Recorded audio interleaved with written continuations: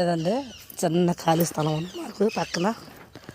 ఈ ఖాళీ స్థలంలో చిన్న కరివేపాకు మొక్క, చామంతి మొక్క, కనకాంబరాలు, డిసెంబరాలు, అంటి మొక్క, కంది చెట్టు, కాకరకాయ, బీరకాయ, చిక్కుడుకాయ అన్నీ వేసామండి. వంకాయలు అన్నీ వేసామండి.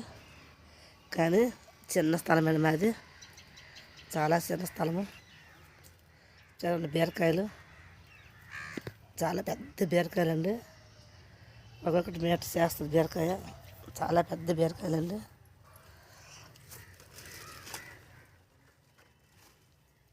ఏం ఎరువులు గట్ట వేయమండి మేము, మంచి మా మట్టిలోనే చేస్తే ఏర్పడుతుందండి. ఇది పెద్ద చిక్కుడు అండి.